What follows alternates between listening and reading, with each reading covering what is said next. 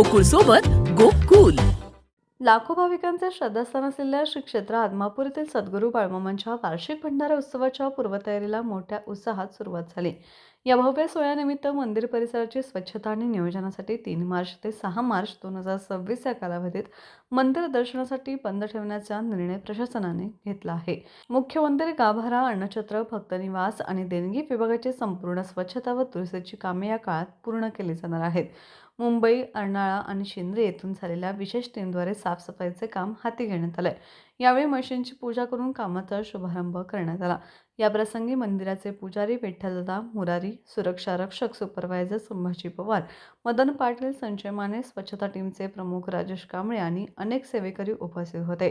स्वच्छतेचे काम पूर्ण झाल्यानंतर 7 मार्च 2026 पासून वार्षिक भंडारा उत्सवाला दिमाखात सुरुवात होईल आणि मंदिर पुन्हा भाविकांसाठी खुले केले जाईल. भाविकांनी 3 ते 6 मार्च दरम्यान दर्शनासाठी येण्याचे टाळावे आणि प्रशासनाला सहकार्य करावे असे आवाहन मंदिर व्यवस्थापनानं केले आहे. आयस्मार्ट फॅसिटेक प्रायव्हेट लिमिटेड मुंबई या कंपनीतर्फे 2022 पासून बाळूमामा मंदिरामध्ये वर्षातून 2 वेळा आम्ही सेवा देत असतो. ही सेवा कंप्लिटली फ्री सेवा आहे.